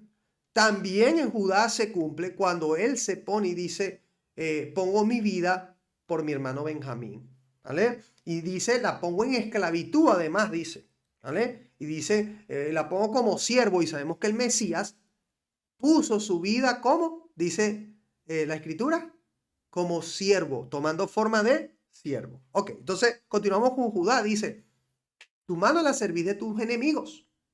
¿Vale? ¿Será que esto le dice el Señor al Mesías? Pondré por estrado, dice el apóstol Pablo, hasta que ponga por estrado los enemigos de sus pies, dice, por estrado de sus pies a sus enemigos, dice el apóstol Pablo. Dice, los hijos de tu padre se inclinarán a ti. Cachorro de león, Judá, de la presa subiste, hijo mío. Se encorvó, se echó como león, así como león viejo. ¿Quién lo despertará? No será quitado el cetro de Judá. Mira, sigue la profecía. ¿Vale? Aquí vemos que viene la profecía del Mesías. Y da bastante curiosidad que el primer rey de Israel no fue de Judá. Ya sabemos que fue Saúl. Pero ya el Señor sabía que al final el reinado iba a ser de Judá. Dice, no será quitado el cetro de Judá, ni el legislador de entre sus pies, hasta que venga Silo. Y a él se congregarán los pueblos. Dice, atando a la vid su pollino y a la cepa de hijo de su asna, lavó en el vino su vestido y en la sangre de uvas su manto. Otra profecía más del Mesías que dice Isaías, que quien viene con sus vestimentas en la época donde el vino se echa en el lagar, ¿vale? Quien dice Isaías que viene con su vestimenta ensangrentada de pisar el lagar de la ira. Y lo dice donde también en Apocalipsis, familia. Apocalipsis, capítulo 15 creo que es, o 16, uno de esos dos, si no me equivoco, está hablando que el Mesías viene y hace la misma alusión en la misma época, al final de los tiempos, después de en Yom Kippur o en la fiesta de expiación, que se refiere a las copas de la ira en el fin de los tiempos, viene el Mesías a ejecutar la ira del Señor y va con sus vestimentas ensangrentadas de ejecutar la ira del Señor. ¡Wow! Como todo engrana, familia. Y mira cómo aquí está Jacob profetizando sobre Judá esto. Dice, lavó en el vino su vestido y en la sangre de uvas su manto. No hay nada de casualidad aquí, familia. Dice, sus ojos rojos del vino y sus dientes blancos de la leche. Dice, Zabulón en puertos, aquí habla ahora a Zabulón, en puertos de mar habitará, será para puertos de naves y su límite hasta Sidón. Mira cómo declaró una pequeña línea a Zabulón y a todos, y a Judá mira todo lo que le declaró. No es casualidad que el Mesías viene de Judá. Isaacar, asno fuerte que se encuentra entre los arpiscos, y vio que el descanso era bueno y que la tierra era deleitosa, y bajó su hombro para llevar y sirvió en tributo. Dan jugará a su pueblo como una de las tribus de Israel. También otro mensaje que aquí tenemos que revisar en lo escatológico. Dice, será Dan serpiente junto al camino, víbora junto a la senda, que muerde los talones del caballo y hace caer hacia atrás al jinete. Tu salvación esperé, oh Adonai. Dice, Gad, ejército, lo acometerá. Ahora está hablando de Gad. Dice, mas él acometerá al fin. El pan de hacer será sustancioso y él dará deleites al rey. Neftalí, sierva suelta, que pronunciará dichos hermosos. Rama fructífera es José. Rama fructífera junto a una fuente cuyos vástagos se extiende sobre el muro. Aquí quiero parar un momentico, quiero parar un momentito, familia, aquí. En rama fructífera, Génesis 49, 22. Rama fructífera es José. Rama fructífera junto a una fuente cuyos vástagos se entienden sobre el muro. Wow, yo no sé si usted está viendo lo profético aquí, familia. ¿Por qué? Recuerden ustedes, familia, recuerden ustedes que a Israel una y otra vez el Señor lo simboliza con un olivo. Con un olivo. Y aquí está hablando de José y le llama rama fructífera. Por supuesto, ¿una rama de qué?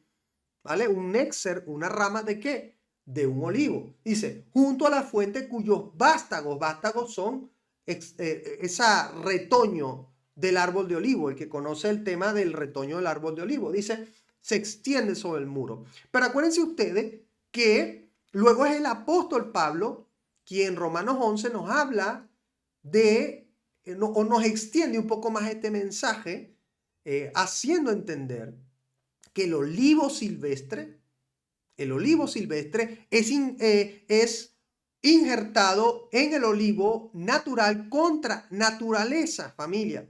Y aquí está conectando el apóstol Pablo ese olivo silvestre con, no solamente porque muchas veces se nos dijo, no, que esos son solo los gentiles. No, está hablando de también ese Israel del norte, de la tribu del norte, que se hicieron gentiles. Que sucedió lo que dijo aquí Jacob, Meloj, Hagoín, multitud de gentiles, familia. Y esto lo confirma porque está hablando de José. Nos está hablando de José y le está diciendo, eres rama fructífera, rama que multiplicó, como dijo Jacob hace un rato sobre los hijos de José, Efraín y Manasés, ¿vale? Y cuyos vástagos se extienden, familia, ¿vale? Mira cuán profético lo que le está diciendo una vez más a Jacob, y esta vez ya no a los hijos de José, sino directamente a José. Y lo está relacionando una vez más con esas ramas en las naciones que son que aunque fueron desgajadas, recortadas del olivo, luego contra naturaleza son injertadas. Vamos recuérdenme el 22, ¿vale? Vamos a dejarlo aquí porque vamos a ir a Romanos, familia, porque esto hay que llevarlo a la parte escritural para que usted pueda entonces relacionar esas dos cosas. Vamos a Romanos, familia. Romanos 11. Vamos a leer desde el verso 11. Dice, por tanto, acordaos que en otro tiempo vosotros los gentiles, y aquí aclara en cuanto a la carne, ¿sí? Porque ya no somos gentiles, ya no somos, fuimos gentiles. Gente, recuerden, gentil significa gente sin ley, sin Dios y sin pueblo, ¿vale?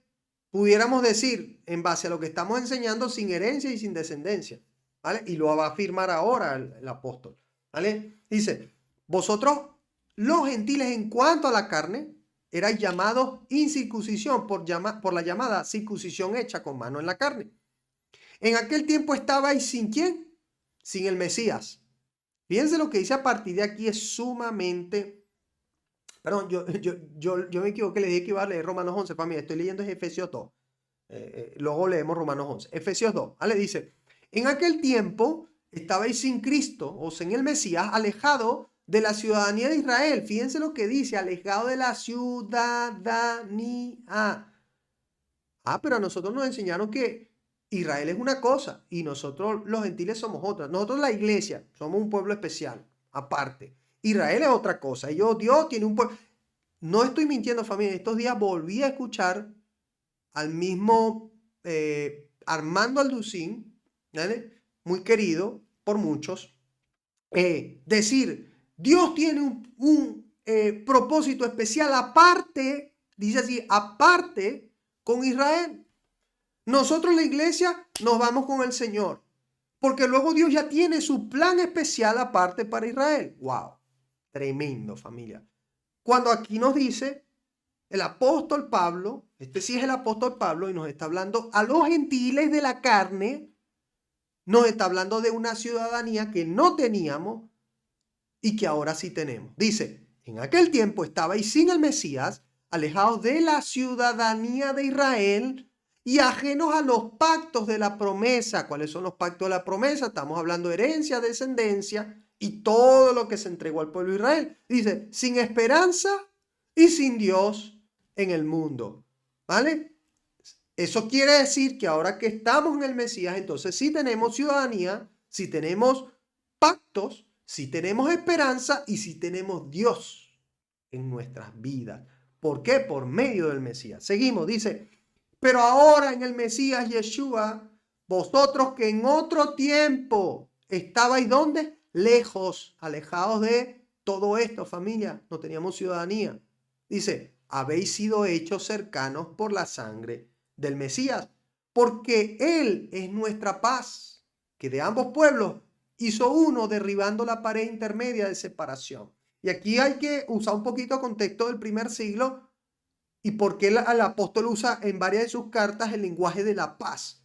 Nosotros hoy en día puede pasar desapercibido para nosotros, pero aquella persona que vivía en el primer siglo sí podía entender qué es lo que está haciendo aquí el apóstol Pablo con decir que Él es nuestra paz. ¿Por qué? Porque en ese momento el Imperio Romano, el mismo imperio te decía, el César te decía, que la paz que tuvieras era la paz del César. Cuando usted investiga en ese momento, eso es contexto de ese tiempo, que la paz y la benevolencia del gobernante esté contigo. La paz de Roma, del imperio. Y por eso dice el apóstol Pablo aquí, Él es nuestra paz, no la que te da el César, no lo que vives por el César, porque de ahí también viene el término gracia, que no es el que en hebreo es. El término gracia es un término griego y estaba destinado a explicar aquella aquella situación en la que el gobernante o el patrón, esto es patrón clientela, el gobernante, el patrón, te daba algo como que bueno, y era algo arbitrario. A este sí, a este no. A este sí, a este no. Los políticos, a este sí, a este no. Entonces, cuando te caía, ay, mira, me cayó como por gracia. Bueno, tuvo gracia en mí el, el gobernante o el patrón tuvo gracia por mí. Entonces te daba aquello que no merecías. Por eso es que nos han dicho una y otra vez, nos han repetido, la gracia es un regalo inmerecido, donde dice eso en la escritura. No, no, es algo que tú no mereces y tú lo recibes. Ciertamente no merecemos que el Mesías muriera por nosotros, pero esa repetición de no, la gracia es algo inmerecido, viene de ahí, viene de un término greco-romano que los gobernantes, mira, te doy esto, pero esto no lo merecemos. Ay, no, nosotros somos somos peor que basura, somos lo más bajo, porque eso era lo que sucedía. Y por gracia te daban algo que tú sabías que no merecías o pensabas que no merecías. Tremendo, familia. Entonces, perdone que me fui un poco por las ramas, pero quería explicarle bien por qué el apóstol Pablo aclara una y otra vez que es el Señor nuestra paz y no la paz del imperio en ese momento. Dice, porque Él es nuestra paz, que de ambos pueblos, ¿cuáles? Aquellos que se dispersaron entre las naciones y los gentiles, de los cuales está hablando ahorita, de en cuanto a la carne, hizo uno, derribando la pared intermedia de separación, aboliendo en su carne las enemistades y las leyes de los mandamientos expresados en ordenanza. Pasaje muy usado para decir que el Señor abolió la ley. Pero aquí está hablando de mandamientos expresados en ordenanza. Y cuando usted va al griego, usted se da cuenta que aquí está hablando de dogma. La palabra que usted encuentra ahí, dogma. ¿Por qué? Nosotros nos vamos a dar cuenta, si usted ve al libro de Hechos, por ejemplo, Hechos 10, usted se da cuenta cuando el mismo, el centurión, el hombre este romano, ya se murió, Cornelio, le dice al apóstol Pedro, tranquilo, no entres en mi casa, yo sé cuán abominable es para usted un judío entrar en casa de gentil. Estamos hablando de los dogmas que no permitían a los judíos juntarse con los gentiles de la carne, que es el contexto de este texto donde se está hablando, los gentiles de la carne. Aquellos mismos, cuando en Gálatas, Pedro está sentado con esos gentiles en cuanto a la carne, y llegan aquellos que todavía eran judaizantes, los verdaderos judaizantes, y eran que decían que para ser salvo había que ser circuncidado. Ojo, no estoy diciendo que la circuncisión sea inválida, pero que ellos decían que para ser salvo tienen que ser circuncidados, y usted puede validarlo en el libro de Hechos 15. Entonces, él sentado allí con ellos, cuando llegan aquellos, se levanta de la mesa. Así como, no, no, yo no estoy con ellos. ¿Vale? Y cae el apóstol Pedro en el dogma gentil, perdón, en el dogma judío de que no debía sentarse a la mesa con gentiles, no debía juntarse con gentiles, el cual él mismo en Hechos 10 le dice a Cornelio, el Señor me enseñó que yo no llame inmundo aquello que él ha santificado. Un poco para que usted entienda, familia, el pasaje que estamos hablando y no venga nadie a decirle, no, pero mira, aquí dice el apóstol Pedro que Dios está aboliendo la ley. Wow, el apóstol Pablo, wow, tremendo. Se rasgaría las vestiduras el apóstol Pablo, quien dijo en Hechos 24 que él vivía en el camino que ellos estaban transitando, o sea, el camino que se le fue dado a Abraham también, conforme a todo lo escrito en la ley y los profetas. Tremendo, familia, porque cuando contextualizamos todos los pasajes, entendemos lo que dice la verdad de las escrituras. Entonces seguimos, dice, los dogmas, vamos a corregirlo, dice, los dogmas expresados en ordenanza para crear en sí mismo de los dos un solo y nuevo hombre, un solo y nuevo pueblo, como dice Ezequiel 37, que dice, ya no serán más dos, ya no serán dos pueblos ni dos reinos, ahora serán uno solo. Dice, haciendo la paz y mediante la cruz reconciliar con Dios a ambos en un solo cuerpo, matando en ella las enemistades. ¿Vale? Y luego dice, y vino y anunció las que estábamos hablando, las buenas nuevas de paz a vosotros que estabais lejos y a los que estaban cerca. Porque por medio de él los unos y los otros tenemos entrada por un mismo espíritu al Padre. Así que ya no sois extranjeros ni advenedizo. Esto hay que preguntárselo una y otra vez. Lo que dice, no, Israel es una cosa, nosotros somos otra. Pero perdóname, aquí el apóstol Pablo nos está diciendo que ya no somos extranjeros, ya no somos gentiles, ya no somos advenedizos, sino que conciudadanos. Conciudadanos, o sea, tenemos la misma ciudadanía. ¿De quién? De los santos. No, pero es que ahí habla de unos santos que están en el cielo, en las nubes, eso es lo que te dice. No, familia, los santos es el pueblo de Israel. ¿A qué llamó Dios a Israel? Vamos a Éxodo 19. ¿Qué dice Éxodo 19? No se lo voy a leer. Pero Éxodo 19 dice, los he llamado para ser un pueblo de reyes y sacerdotes y gente santa. Y que es lo que el mismo apóstol Pedro les afirma a ellos, a los expatriados, miembros de la dispersión. Carta primera de Pedro 1. Dice, aquellos que han sido llamados para anunciar, ¿vale?, las buenas nuevas y para ser gente santa y miembros de la familia de Dios. Continuamos. Edificados sobre el fundamento ¿de qué? De los apóstoles y profetas. Ah, viste que los apóstoles sí existen. No, espera un momento. Y bueno, ya hemos hablado en otra clase. En la clase del ministerio de Yeshua hemos hablado de que es un apóstol, lo hemos enseñado, ¿vale? Que además esa palabra realmente apóstol no existía en el hebreo. Eso es griego. Eso es griego, no recuerdo si latín, pero bueno, proviene de la palabra latín apostelo, ¿vale?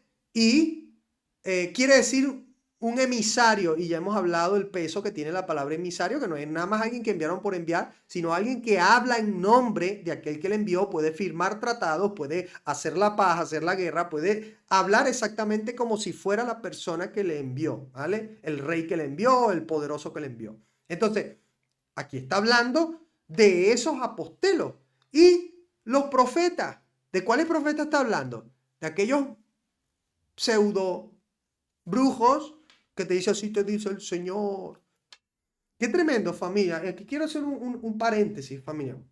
Porque el mismo apóstol Pablo, wow, el mismo apóstol Saúl, porque era su nombre, Saulo de Tarso, cada vez que hablaba por sí mismo, decía, digo yo, no el Señor. Y aclaraba, fíjate cómo aclaraba, digo yo, no el Señor. Y cuando hablaba del Señor decía, dice el Señor en sus mandamientos. ¡Wow! ¡Qué diferencia!, ¿no? Pero muchos achacan a Pablo que no, él abolió la ley. Ah, o sea que Pablo tiene más poder que Cristo y tiene más poder que el mismo Dios. Y que tiene más autoridad que el mismo Dios de abolir la ley. Qué tremendo, ¿no? Si hoy Pablo estuviera entre nosotros, se rasgará las vestiduras por lo que dicen de él. Pero Pablo no es un legislador, ¿vale? No es legislador. Ni el mismo Mesías vino para legislar. Él vino para hacer cumplir la ley que el mismo Padre le dio como misión, que por eso es la buena nueva, ¿vale? Entonces, vemos al apóstol Pablo aclarar, digo yo, no el Señor, teniendo un respeto profundo y un temor bien profundo a hablar en nombre del Señor. Y luego cuando le vemos hablar en nombre del Señor, lo que está enseñando es Torah, mandamientos, porque son del Señor. Ah, no, hoy en día vemos a cualquiera familia decir, así te dice el Señor, y no tienen miedo de hablar en nombre del Señor. Así te dice el Señor. Y tendrás 5 coches, 20 casas, y el año que viene prosperarás 500 por uno, y no sé qué, y no sé cuánto, por cuanto hiciste tal y cual, y se ponen también a adivinar las cédulas y la... ¡Wow! Tremendo, familia. Tremendo, porque ni el mismo apóstol Pablo quiso hablar en nombre del Señor, sino cuando él hablaba decía, digo yo, mi consejo, dice. Ok. Continuando, es que quería hacer ese paréntesis porque es necesario, familia, porque nos mete mucho gato por liebre. Dice, edificados, vuelvo y repito, sobre el fundamento de los apóstoles, o sea, los enviados por el Señor. El mismo Yeshua mismo es el único enviado directo del Señor. Y luego los apóstoles o apostelos son los enviados de Yeshua. Dice, y profetas, ¿cuáles profetas? Que era por lo que hice la pausa, los únicos profetas. Y lo dice el mismo Yeshua y lo afirma. Todos los profetas fueron ¿hasta dónde? Hasta Juan el Bautista. No hay más. No hay más. ¿Vale? Entonces dice, siendo la principal piedra del ángulo, Yeshua, el Mesías mismo. Pone un orden para todas las cosas. Ok. Entonces, aquí hemos leído lo que nos dice el apóstol para darnos nuestra identidad, familia, en ese pueblo Israel del cual hoy, en la parasha de hoy, se están poniendo o sentando las bases proféticas, del cual usted y yo formamos parte. ¿Vale? Le dije que también Romanos 11 nos hablaba de ello. Mire lo que dice Romanos 11, 25, por ejemplo. Dice, porque no quiero, hermanos, que ignoréis este misterio, para que no seáis arrogantes en cuanto a vosotros mismos. Dice, que ha acontecido a Israel endurecimiento en parte, hasta que haya entrado la que, y se lo voy a decir como está en el hebreo, que lo hemos dicho hace un rato, hasta que haya entrado la Melot HaGoim. ¿Ves cómo ahora concuerda? Hasta que haya entrado toda la plenitud de todos esos efraimitas que se fueron a las naciones, de los cuales usted y yo, por medio del Mesías, hemos sido injertados. ¿Vale? No quiere decir, ojo, cualquiera puede malinterpretar o cualquiera puede señalarnos. Yo no estoy diciendo que usted y yo genéticamente somos esos efraimitas. Yo no estoy diciendo eso. Puede que lo sea. Puede ser. Si dice la Escritura que los profetas, una y otra vez lo dicen, que fueron esparcidos por todos los ángulos de la tierra y que son muchedumbre en todos los ángulos de la tierra. ¿Cuántas probabilidades hay que desde todos esos puntos que fueron esparcidos, pues hayan dejado montones de descendientes? Y que usted y yo pudiéramos, no lo sabemos, pero eso no nos interesa porque eso no es lo que realmente nos hace parte del pueblo. Lo hemos dicho y lo hemos enseñado muchas otras veces. Lo que nos hace parte del pueblo es el cumplimiento del mismo pacto, porque ahora hemos sido injertados en ese pueblo por Yeshua el Mesías y debemos comportarnos como ese pueblo. Eso es lo que a nosotros nos importa. Pero, volviendo a lo que les estaba diciendo, aquí dice el apóstol Pablo a los romanos que no ignoremos que en parte el endurecimiento que tiene Israel o el Israel que ahora existe hasta ahora es hasta que haya entrado esa plenitud de efraimitas que fueron como peces en la tierra, hasta que haya entrado la plenitud de los gentiles, los Melot HaGoim.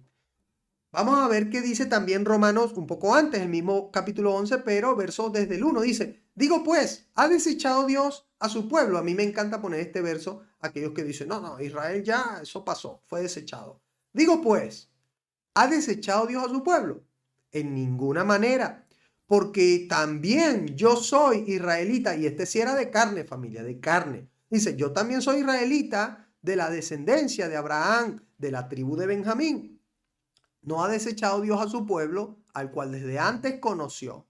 ¿O no sabéis qué dice de Elías la Escritura? ¿Cómo invoca a Dios contra Israel diciendo, Señor, a tus profetas han dado muerte y tus altares han derribado y solo yo he quedado y procuran matarme? Pero ¿qué le dice la divina respuesta? O sea, el Señor dice, me he reservado 7,000 hombres que no han doblado la rodilla delante de Baal. Así también aún en este tiempo ha quedado un remanente escogido por gracia. Y si por gracia ya no es por obra, de otra manera la gracia ya no es gracia. Y si por obras ya no es gracia, de otra manera la obra ya no es obra. ¿Qué pues? Lo que buscaba Israel no lo ha alcanzado, pero los escogidos sí lo han alcanzado y los demás fueron endurecidos. Fíjense lo que dice aquí, lo que buscaba Israel no lo ha alcanzado, pero los escogidos sí lo han alcanzado, aclarando, ¿no?, que no se trata de una genética, sino de un pacto, ¿vale? Y los demás fueron endurecidos, como está escrito, Dios le dio espíritu de estupor, ojos con que no vean y oídos con que no oigan hasta el día de hoy. Y David dice, se ha vuelto su convite en trampa y en red, en tropezadero y en retribución. Se han oscurecido sus ojos para que no vean y agóbiales la espalda para siempre. Digo pues, ¿han tropezado los de Israel para que cayesen? En ninguna manera, pero por sus transgresiones vino la salvación a los gentiles para provocarles a celos. Y si su transgresión es la riqueza del mundo y su defección la riqueza de los gentiles, cuánto más su plena restauración. Fíjense, familia, aquí el apóstol Pablo, voy a parar un poquito antes de terminar de leer Romano. Aquí el apóstol Pablo está hablando ese evangelio de la restauración de Israel. Aquí el apóstol Pablo está totalmente convencido de que lo que han dicho los profetas en cuanto a la restauración de Israel se va a cumplir. Fíjense, cuando leemos estos pasajes y nos detenemos a analizarlos profundamente, nos damos cuenta de la doctrina del apóstol Pablo. El apóstol Pablo no jamás había pensado que Israel había sido desechado o que bueno, ahora viene otro pueblo que se va a llamar la iglesia, que va a ser más especial y que van a tener más privilegios. No, nunca había hablado el apóstol Pablo de eso.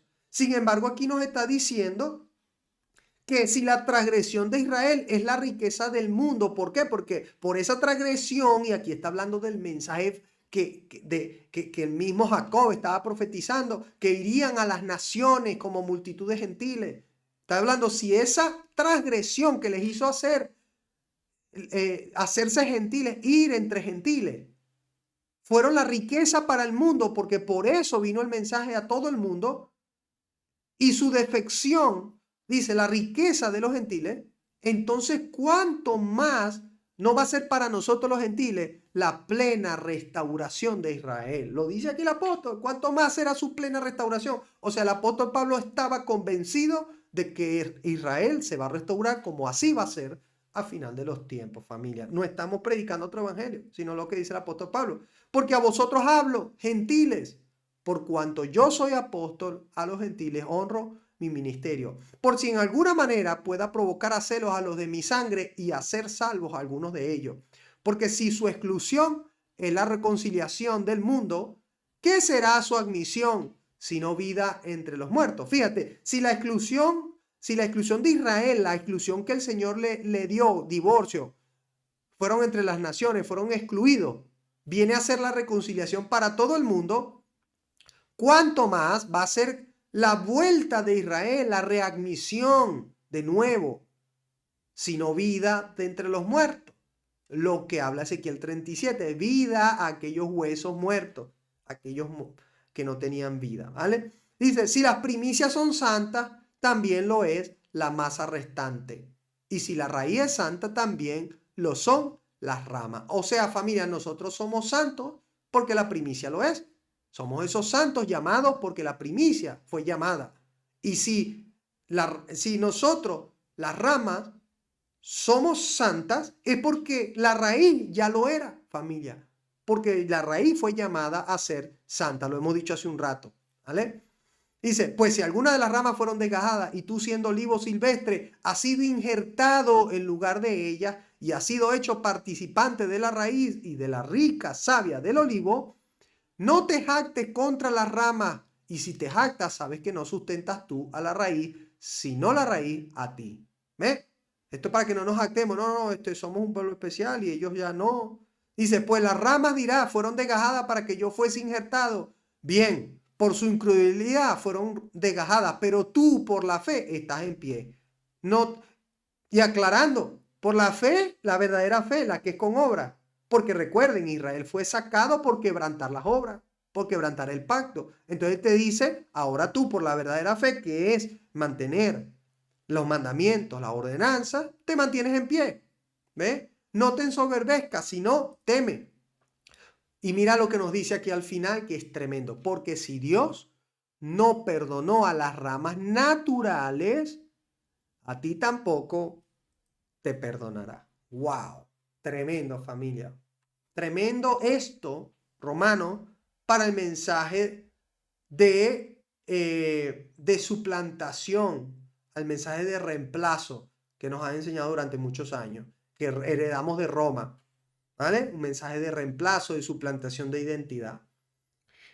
Ok, entonces habíamos quedado Génesis 49, 22, ya vamos a terminar, estamos terminando familia, estamos casi al final.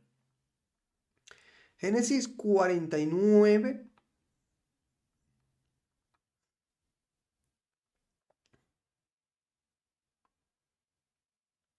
También tenía otro pasaje, pero bueno, se nos puede ir el tiempo, vamos directamente a Génesis.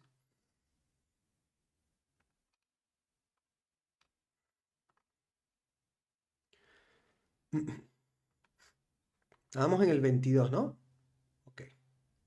Que decía la profecía de Jacob sobre José. Vamos allá. Dice, quedamos aquí. Rama fructífera es José. Rama fructífera junto a una fuente cuyos vástagos se extienden sobre el muro. ¿Ves cómo es profundo el mensaje de Jacob sobre José? Ahora sí lo entendemos mejor. Las ramas, ¿vale? De ese olivo. Dice, le causaron amargura, le asaetaron y le aborrecieron los arqueros. Interesante, familia, que luego los profetas llaman a Efraín un arco, pero una flecha, y a Judá un arco, ¿vale? No es casualidad que ese arco menospreció a esa flecha, o ese arco menospreció a ese José, a ese Efraín.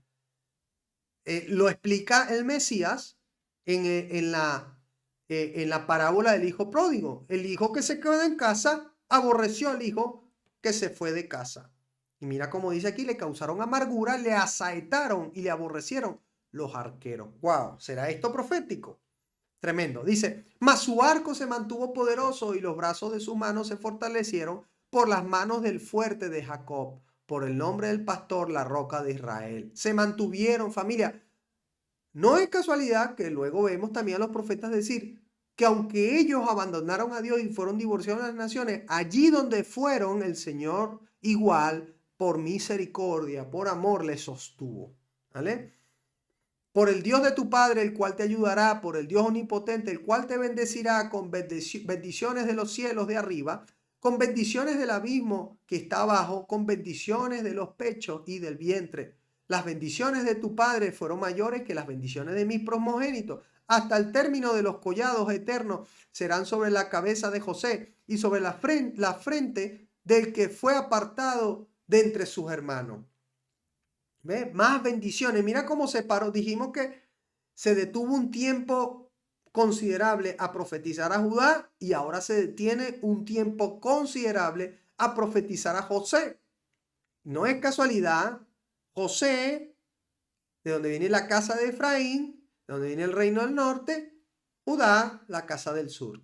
¿Habrá algo de profecía ahí? Tremendo. Dice, Benjamín, ahora saltamos a Benjamín, dice, es lobo arrebatador.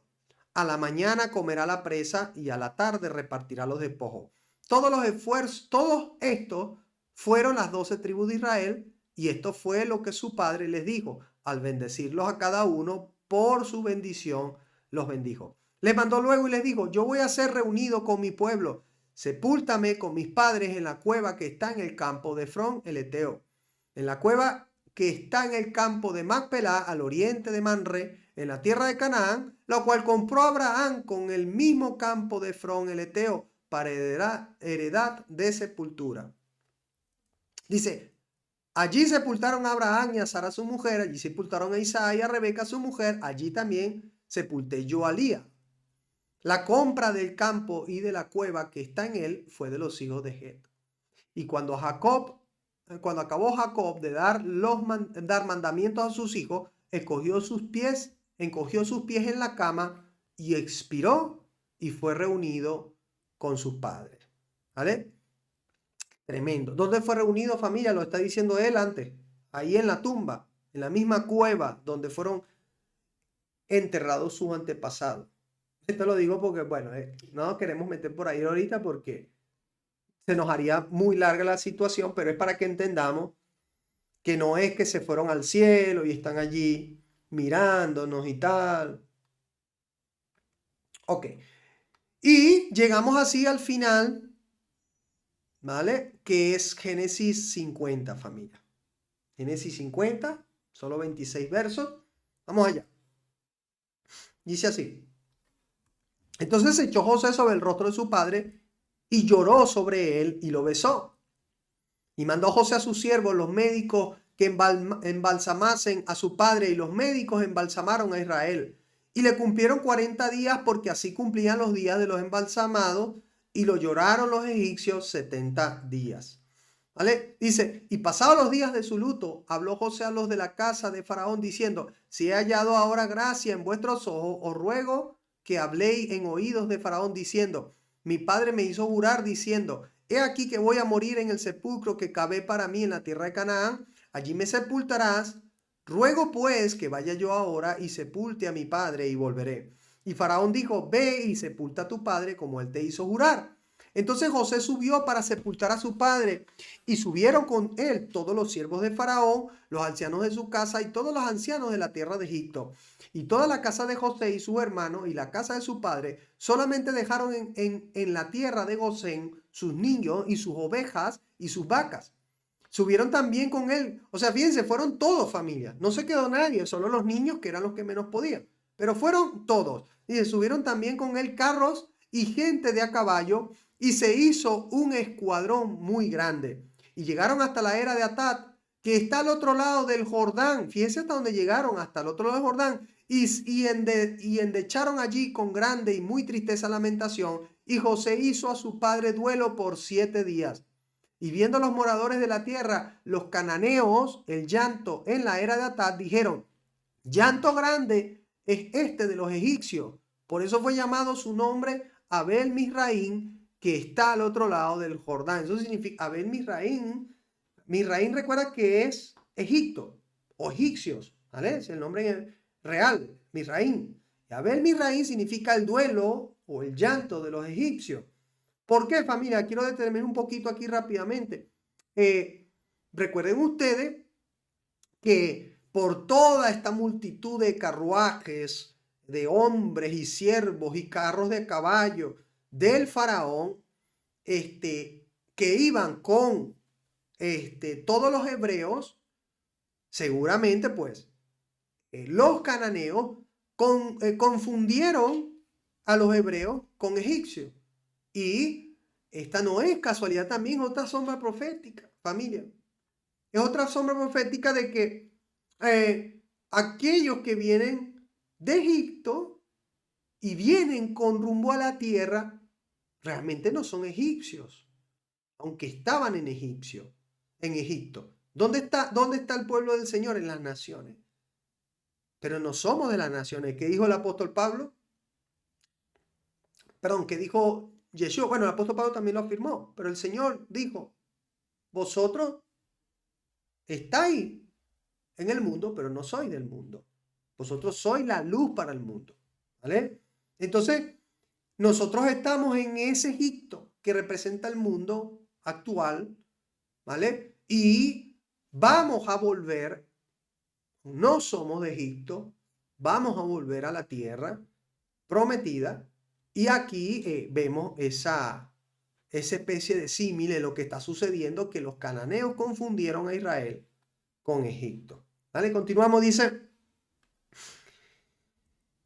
hicieron pues sus hijos con él según les había mandado, pues lo llevaron sus hijos a la tierra de Canaán y lo sepultaron en la cueva del campo de Macpelá, la que había comprado Abraham con el mismo campo para heredad de sepultura, de Efrón el Eteo al oriente de Manre. Y volvió José a Egipto, él y sus hermanos y todos los que subieron con él a sepultar a su padre después de que lo hubo sepultado. Ahora miren lo que sucede al final, familia. Dice, viendo los hermanos de José que su padre era muerto, dijeron, quizás nos aborrecerá José y nos dará el pago de todo el mal que le hicimos. Y enviaron a decir a José, tu padre mandó antes de su muerte diciendo, así diréis a José, te ruego que perdones ahora la maldad de tus hermanos y su pecado, porque mal me trataron. Por tanto, ahora te rogamos que perdones la maldad de los siervos del Dios de tu padre. y José lloró mientras hablaban. Tremendo. ¿Por qué lloró José? Familia, porque aquí el resto de los hijos de Jacob, al haber muerto Jacob, piensan, bueno, lo que seguro detuvo a José de matarnos a nosotros era nuestro padre Jacob. No quería darle ese dolor a nuestro padre Jacob, pero ahora que ya murió Jacob, a lo mejor José hace con nosotros lo que quiera, ¿vale? Y se venga finalmente de nosotros. O sea, aquí como que entra la carne otra vez en ellos y se acuerdan del mal que hicieron y además se acuerdan de que José sigue siendo el gobernador de Egipto y les da miedo, les entra temor porque acaba de morir Jacob. Y se oye, ahora como que aquel viejo que aseguraba que no nos hiciera nada José, ya murió, ahora qué puede pasar con José. Sin embargo, José llora y me parece a mí, esto es especulativo, me parece a mí que no es solo por recordar lo que hicieron sus hermanos, porque ya José había sanado eso. Yo creo que llora porque se da cuenta que alguna parte de sus hermanos no ha entendido el propósito por el cual José fue a Egipto y por el cual el Señor permitió que sus hermanos lo vendieran. Y yo creo que esto le causa dolor a José y por eso llora. Y además, lo creo así porque luego lo confirman sus palabras. Vamos a ver qué dice luego José. ¿Cómo le responde? Les dice, vinieron también sus hermanos y se postraron delante de él y dijeron, henos aquí por siervos tuyos. Y le respondió José, no temáis. ¿Acaso estoy yo en lugar de Dios? Vosotros pensasteis mal contra mí, mas Dios lo encaminó a bien para hacer lo que vemos hoy, para mantener en vida a mucho pueblo. Le está respondiendo lo mismo que ya les había respondido 17 años atrás, cuando habían venido a Egipto. Le dice, ahora pues no tengáis miedo, yo os sustentaré, y les vuelve a prometer lo mismo, yo os sustentaré a vosotros, a vuestros hijos. Y así los consoló y les habló al corazón. Y habitó José en Egipto, él y la casa de su padre, y vivió José 110 años. Y vio José los hijos de Efraín hasta la tercera generación. También los hijos de Maquir, hijo de Manasés, fueron criados sobre las rodillas de José. Y José dijo a sus hermanos, yo voy a morir, mas Dios ciertamente os visitará y os hará subir de esta tierra a la tierra que juró Abraham, Isaac y Jacob. E hizo jurar José a los hijos de Israel diciendo, Dios ciertamente os visitará y haréis llevar de aquí mis huesos. Y murió José a la edad de 110 años y lo embalsamaron y fue puesto en un ataúd en Egipto. Bueno, familia, tremendo porque hemos llegado al final de esta parashá que a su vez es el final de Génesis, de Bereshit. Tremendo, familia, porque se termina de cerrar el cuadro profético que le espera a Israel y además, como dije antes, siempre al principio del libro se está contando el final del libro. Al principio de toda la escritura se está contando el final de toda la escritura y me parece, lo digo así con mucha sinceridad, me parece que por más que achaquen la escatología a Apocalipsis, no hay nada más escatológico que Génesis. Es sumamente escatológico y aquí en esta parashá, en esta porción, se cierra no solamente, voy y repito, el libro de Génesis, sino que se cierra toda la parte profética y escatológica que luego va a tener vamos a decirlo así, va a tener un desarrollo profundo a través de toda la historia de Israel y hasta nuestros días, familia. Bueno, familia, no sé si tiene alguna pregunta los que están allí, los hermanos, pero ya estamos para finalizar la grabación. Entonces, antes de finalizar la grabación, me gustaría saber si tienen alguna pregunta, alguna duda o todo quedó bien. ¿Todo bien allí, los hermanos? Bien, ¿no? Excelente.